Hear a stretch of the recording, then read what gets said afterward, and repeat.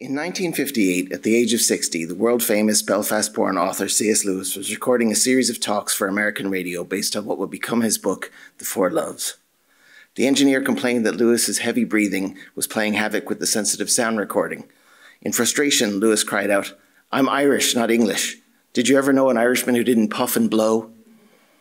A few years earlier, Lewis was asked to write the introduction on Edmund Spenser for Harcourt, Brace and World's high-profile anthology series, Major British Writers. Lewis spent a significant portion of the essay attempting to claim Spenser for Ireland, and once again unambiguously identified himself as Irish. He wrote, quote, "The Fairy Queen should perhaps be regarded as the work of one who is turning into an Irishman. It is true Spenser hated the Irish and they him, but as an Irishman myself, I take leave to doubt whether that is a very un-Irish trait." End quote. Surprising as it may seem, there are many other examples of Lewis self-identifying as Irish throughout his life. Although Lewis lived mainly in England from the age of 10, he returned to Ireland for his holidays almost every year, right up until his death.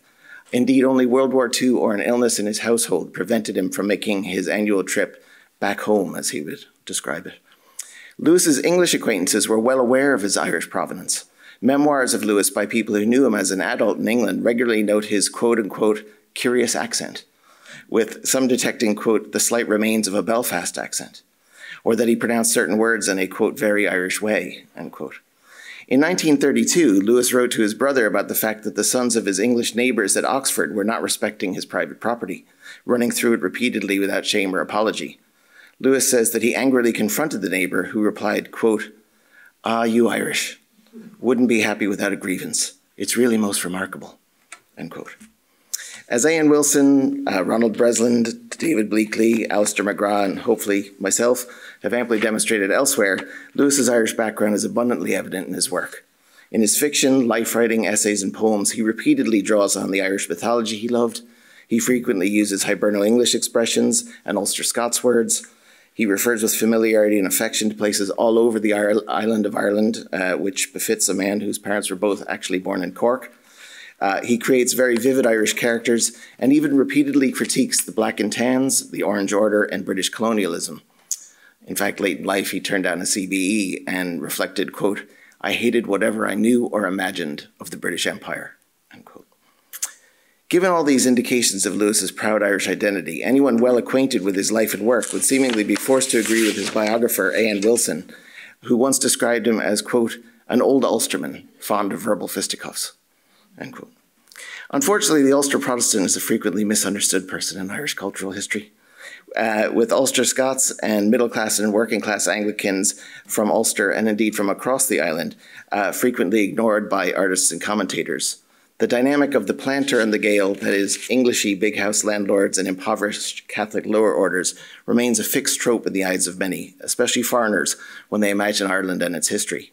Simply put, Lewis, being an Ulster Scot through the Hamilton branch of his family and middle-class Anglican from a Unionist East Belfast family, does not fit many people's image of an Irish person. As such, it is perhaps unsurprising that in the four plays inspired by Lewis's colourful life, Peter Creef's Between Heaven and Hell, William Nicholson's Shadowlands, Mark St. Germain's Freud's Last Session, and Max McLean's The Most Reluctant Convert, the authors, two Americans, one US-based Panamanian, and one Englishman, don't seem to have properly understood that Lewis's psychological profile and his reactions to the momentous events in his life were shaped by his Ulster Protestant background and mindset. Instead, they each elected to depict him as a stereotypically English Oxbridge Don, presumably because this provided a theatrical shorthand for emotional reserve and indeed repression and quaint, stuffy traditionalism that made characterization much easier.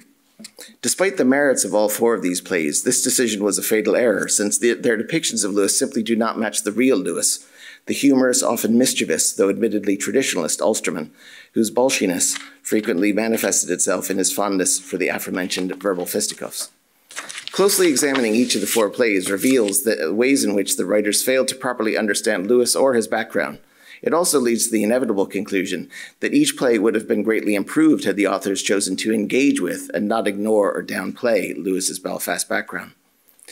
The first appearance by Lewis in a work of literature that I'm aware of anyway, was Peter Creef's Between Heaven and Hell, written in the form of a sort of three-handed Socratic dialogue, and first published in 1982.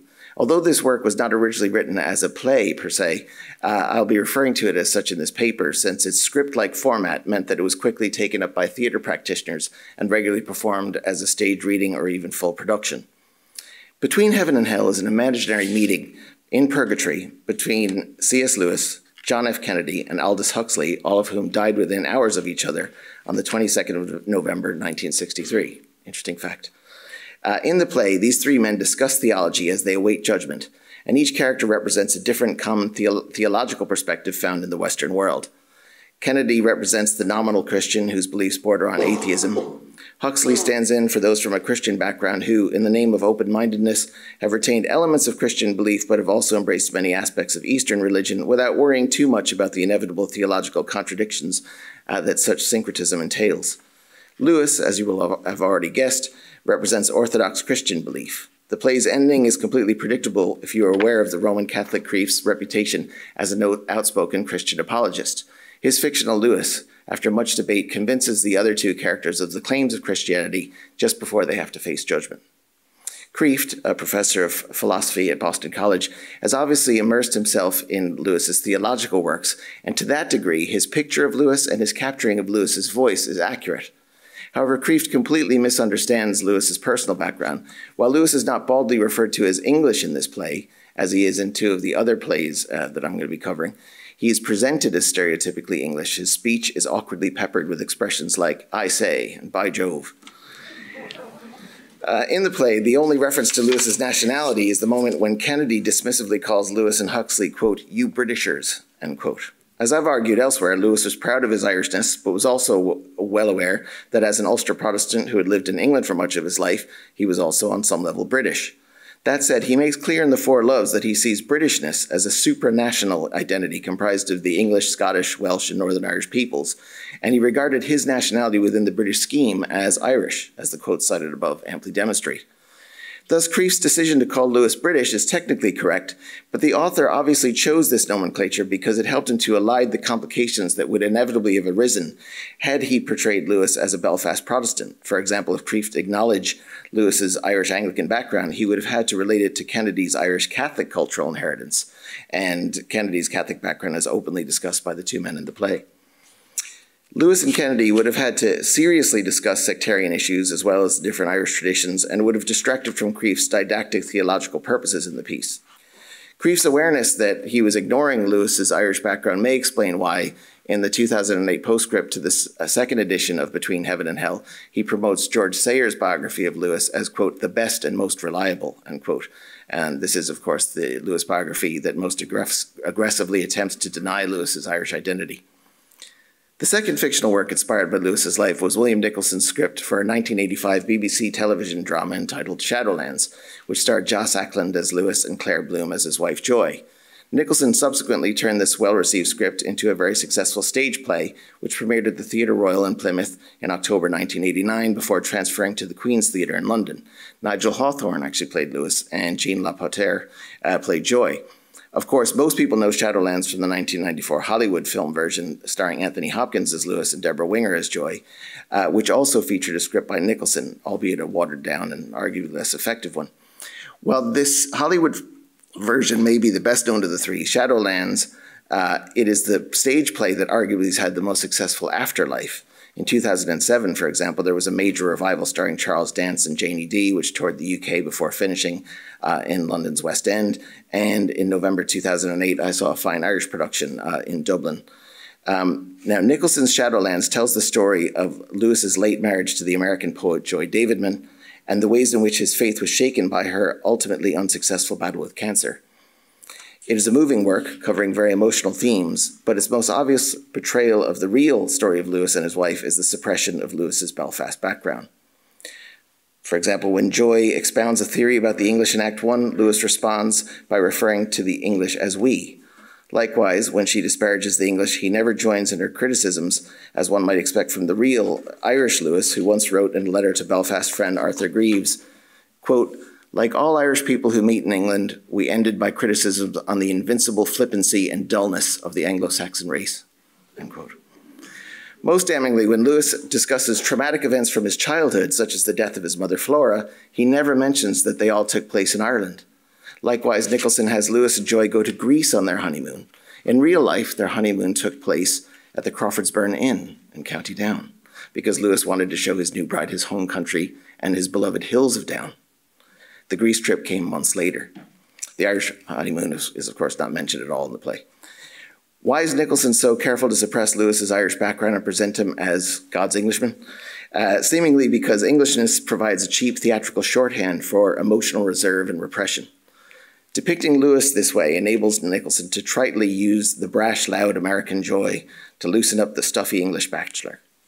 While one might assume that the real Lewis was quite set in his ways, having lived for decades as an unmarried man, even this picture is inaccurate. He actually lived for most of his bachelor years with an older Irish woman, Mrs. Janie King Moore, born in County Tyrone and raised in County Louth. And the relationship between Lewis and Mrs. Moore, most biographers believe, was sexual, and it was, at the very least, strongly domestic. She was, of course, the mother of his army friend Paddy Moore, born in Dunleary, raised in County Wicklow, who died on the Somme. Anyway, in Nicholson's Shadowlands, Lewis's emotional reserve and indeed repression is openly referenced when Lewis says that he is, quote, not used to discussing romantic matters, end quote. And also when the vicar is surprised by Lewis's, quote, passionate outburst, end quote, when Joy gets very ill. In reality, while Lewis was distrustful of big displays of emotion because he associated them with his father Albert, who flew off the handle on the least provocation, he was actually prone to them himself, especially when arguing, that fondness for verbal fisticuffs again. Fans of Lewis's writing will also testify that he's frequently quite open about his emotions, especially in his poetry and life writing. Therefore, Nicholson's picture of Lewis as a buttoned-up Englishman who is frightened of his feelings just doesn't ring true. In light of this, I contend that the play would have been much more interesting if Nicholson had examined Lewis's love-hate relationship with emotional outbursts in light of his status as an Irishman in England.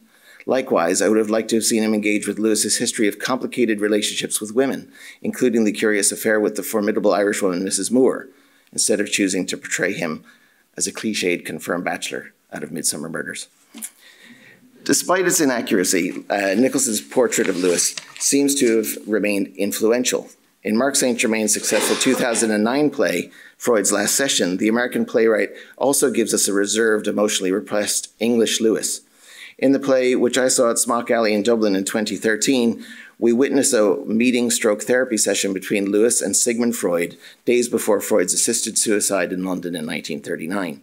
The two great intellectuals debate the nature of existence as they wait for war to be declared between Britain and Germany. The play is well crafted, especially with regards to its use of sound.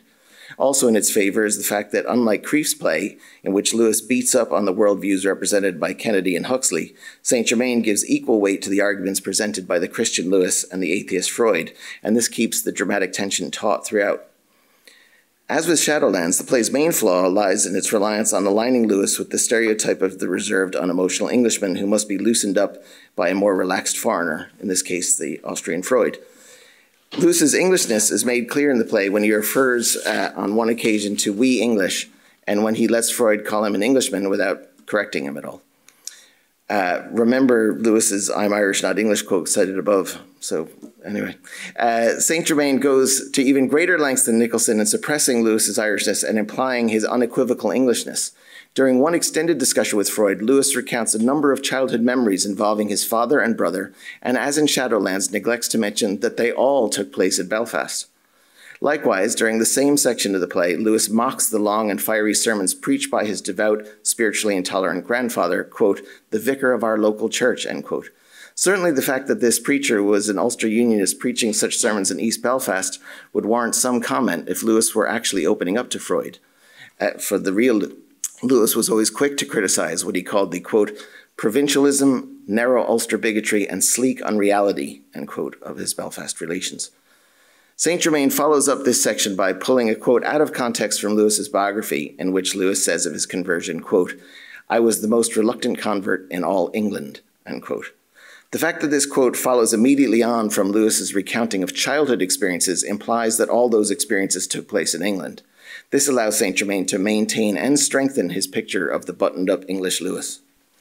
In Freud's Last Session, there are other examples of events from Lewis's life that are distorted or misrepresented by stripping of their Irish contexts. Unlike Nicholson, St. Germain bravely touches on two key formative experiences for Lewis, his time in the trenches during the Great War and his relationship with Mrs. Moore. If the real Lewis discussed his traumatic war service with a therapist like Freud, one would imagine that he would mention the fact that he didn't actually have to serve, since Ireland didn't have conscription, and may even have added that his Unionist father suggested that he avoid serving at the front by joining the UVF. Of course, Lewis, who had previously disclosed to his family that he was a home ruler, like his colourful maternal grandmother Mary Hamilton, née Warren from County Cork, rejected this proposal outright. Similarly, St. Germain has Freud suggest that Lewis was attempting to replace his mother when he moved in with Mrs. Moore. And yet we never learned that that lady was, like the deceased Mrs. Lewis, an Irish Protestant, a fact that could only have added drama and heat to the arguments between Lewis and Freud over this aspect of Lewis's past. The most recent high-profile play inspired by Lewis's life, 2016's The Most Reluctant Convert by Panama-born Max McLean, takes its title from the aforementioned quote from Lewis's spiritual autobiography, Surprised by Joy, and this monologue play is essentially a stage version of that brilliant memoir. This production, which starred McLean as Lewis, was one in a series of successful stage adaptations of Lewis's work by McLean and his New York City-based company, the Fellowship of Performing Arts.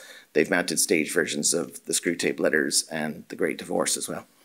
The Most Reluctant Convert was eventually turned into a feature film, which was released in 2021, and which once again starred McLean as Lewis. The screenplay, as shall be noted below, differed somewhat from the stage version. However, in both versions, we still get quite an English Lewis, though to be fair to McLean, he's more open to Lewis's Irish background than the other playwrights covered in this paper.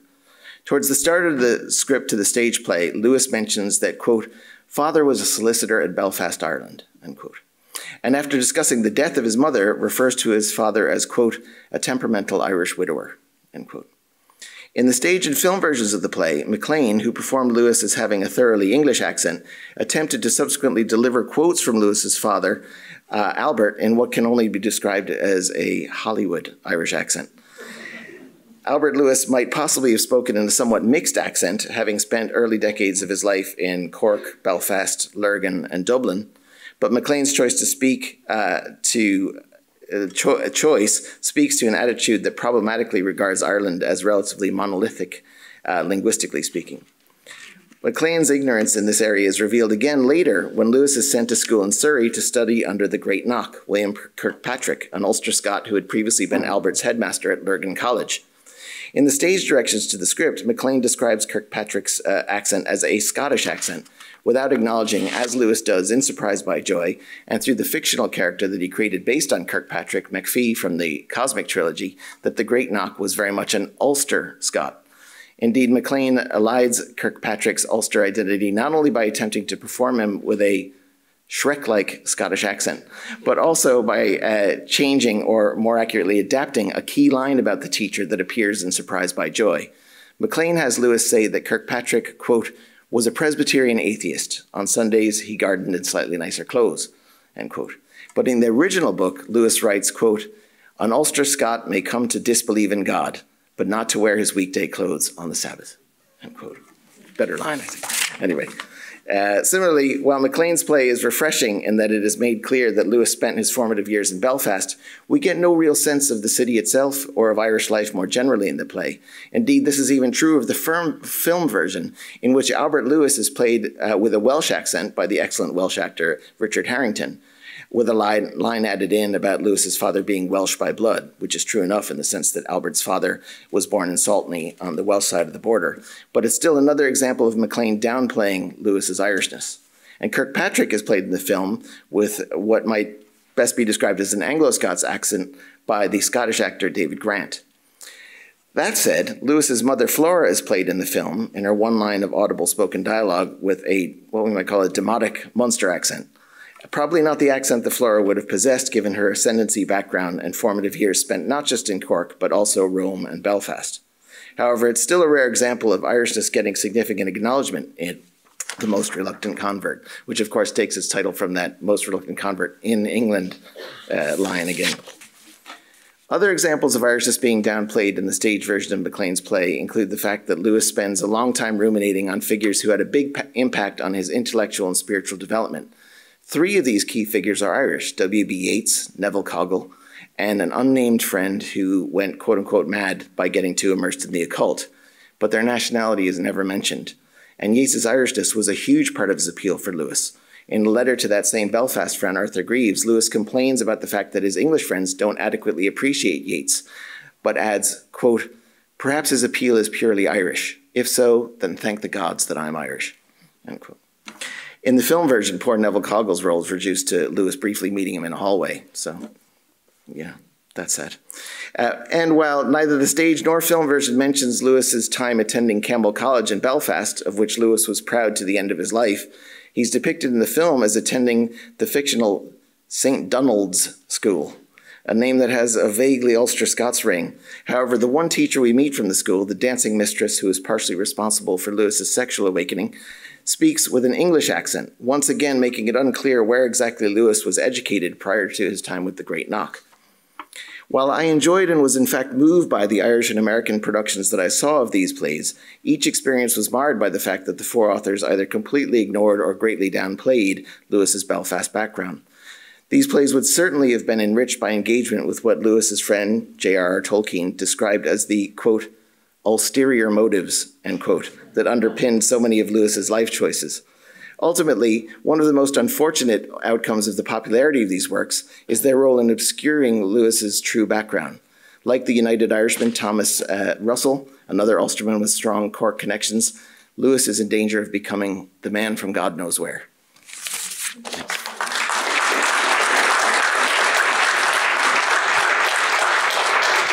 Round of applause is definitely in order for that. And now is the time for you in the audience to ask questions. Feel free to put up your hand. We will try and peer out into the gloom if you have any questions. Okay, Dr. Waters, with regard to Out of the Silent Planet, what would you say would be the confirming moment where Ransom has shifted from looking at to looking with the Malacandrians? Does this work? I don't know.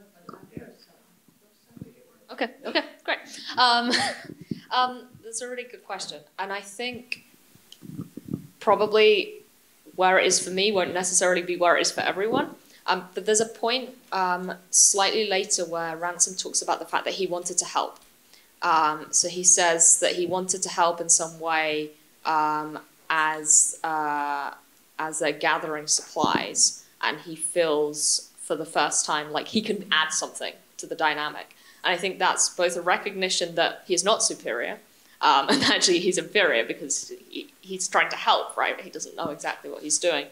But also by that point, he's making a concerted effort not to speak English at these creatures, because he has a habit of just when he panics, he shouts in English. And there's a kind of incongruity. And I think at the point where he begins more thoughtfully to use their language and to recognize that his language is insufficient, combined with that, I physically need to do something to help, is probably the point I would go for. But I'm open. I mean, I'm open to other points, because I think he sometimes backtracks as well. He just seems better because everyone else is so much worse. So, like, you compare him to Weston, he seems way better, because he is. I'm going to ask one question for both of you. I'll start with you, Dr. Waters. I'd be really interested to hear your thoughts about how the idea of Hnau, if I can say that right, plays into this, because Hnau, as I understand it, is just the concept of embodied rationality. And it sounds like there's a lot you could say on that. So I'd like to hear you get started. Thank you very much. That's a nice question. And good pronunciation. I mean, I think the reality is none of us know how to pronounce it, so it's okay.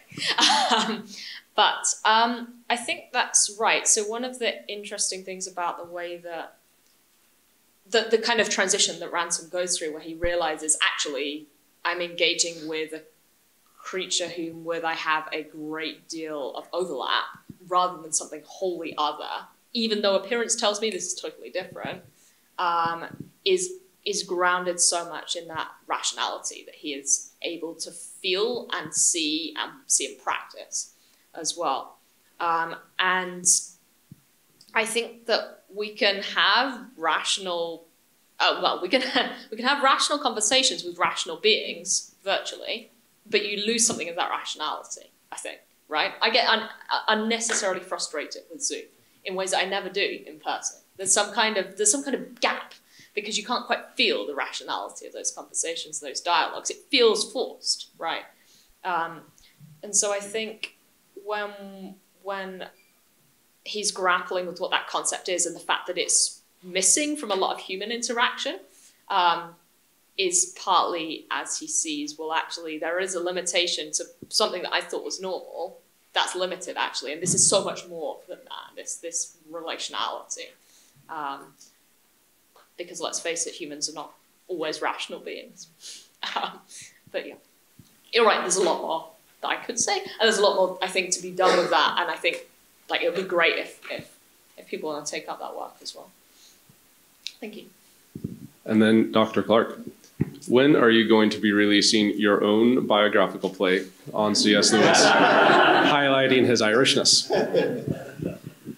Well, I've thought about it often, actually. I thought I've compiled so many of these quotes where he's reflecting on his Irishness, and I thought it'd be great to write a play, in which he comes home for one of those trips back to Belfast, back to Little Lee, and just has these different run-ins with relations and family and stuff, and tries to make sense of even what his exposure to England has done to sharpen his views on a lot of these different issues.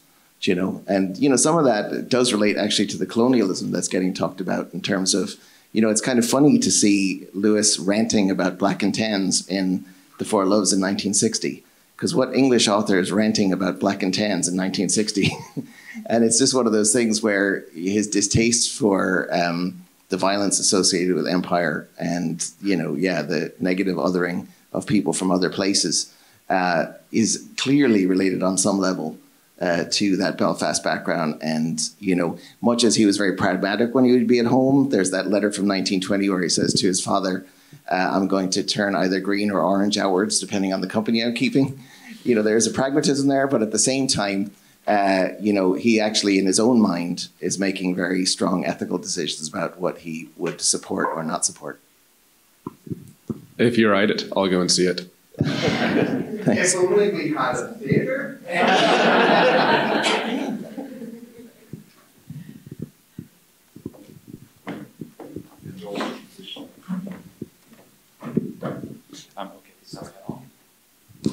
Yes, for Dr. Clare, just to follow on from that one, the only work that I can think of in the Lewisian corpus that addresses in any detail Lewis's Irish identity is David Bleakley's C.S. Lewis at Home in Ireland.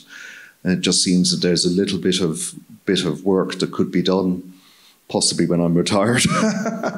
Yeah, well, Ronald Breslin has The Backward Glance, which is very, very important as well from 1998. Yeah, so there's definitely things out there, and I've been releasing little bits and bobs, and other people have as well. Yes. But there's loads more work to be done on this, because this is not a new phenomenon. Like from Farquhar and Swift right on through to contemporary Hollywood stars like Fassbender. I think the acid test is when you go into Hodges Figgis in Dublin, you never see Lewis listed as an Irish writer because he falls out with the sort of the parameters as It's funny that you mentioned there, because I actually went through a long campaign where I kept moving some Lewis books into the Irish section. I can sympathise with that, yes. Yeah. Mainly because I have a hybrid identity myself then, and I've moved from RC to C of I and so on then as well. So I'm always very sympathetic and interested in those who have a kind of borderline existence. Yeah. No, that's very huge with Lewis. And there's a lot of, the ulterior motive quote from Tolkien comes from Tolkien complaining to his son, that why didn't he become a Catholic? I did my best to make him actually Catholic. It must be down to ulterior motives. Yes. And that's probably true. And yet, because of all the things he did, like, fasting on Fridays and crossing himself and going to confession and all the other things. Yeah, this is often forgotten that Lewis, while not self-describing as an Anglo-Catholic, is quite close to it in his, his observance. So, but it took a lot for him to even get there, I would say. Yes. I'd argue quite. Thank you.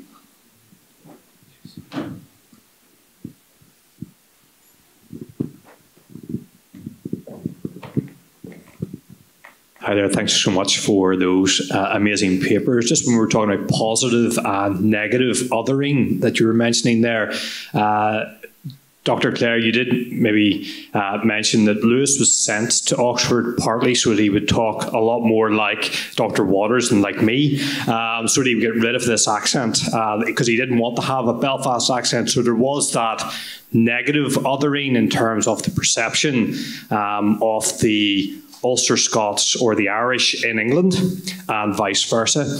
And then also, Dr. Waters, if you could pick up on the positive othering when they go to meet the Uarsa, and how the other species of Mars they're living in harmony despite their differences. And maybe that's something that we could learn here.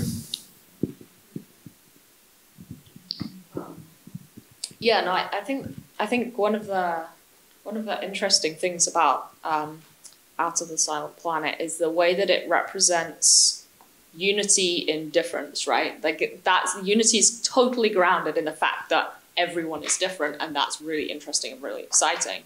And that is the reality of the world that we live in, except that unity is fragmented in so many different ways, because for reasons that I cannot fathom, people want some kind of homogeneity. I don't get it. You walk down the street and everyone wants to dress the same. Why? It's just so boring. And obviously a fairly ridiculous example. But I think the way that it works in Out of the Silent Planet is perhaps a way that it maybe wouldn't work quite so well in society. And in that it works there because everyone knows what their gifting is, and they embrace that gifting, and they recognize that their gifting isn't in the gift of someone else. They don't want to take it. And so that unity is able to take place because there's a really clear sense of identity. I think a lot of what happens in terms of fracturing in so many different ways is people are trying to find who they are, right? How do you find who you are? Well, if you're nice, you ask some people. If you're horrible, then you start trampling on others to try and take their identity instead, right? And so I think a lot of it is about like finding, I mean, and Ransom has this too, right? He has to figure out like, what does it mean to be from a silent planet? What does it mean to be in a space where I feel more at home, even though I'm not at home? What is that like? And he learns a lot of that through really good modeling of unity in difference and glorifying that difference as well. Sorry, just to follow up on that, in ways he seems more like the inhabitants of Mars by the end of it than he does with the people from his silent planet. Absolutely, yeah. I think he goes back with a lot of reticence, right? He doesn't want to go home because home isn't home anymore. And I think that's absolutely right. It goes for him much beyond just that. This seems like a much more idealized utopic society. It's more like I see how broken where I'm going back is, and I don't know what I can do about that. And I feel like I've got to do something about this. But yeah, he feels very much not at home. But again, I mean, that's something that Lewis does a lot of, right? He wants people not to feel at home in that world because it's not home. Yeah. Thank you. Any questions?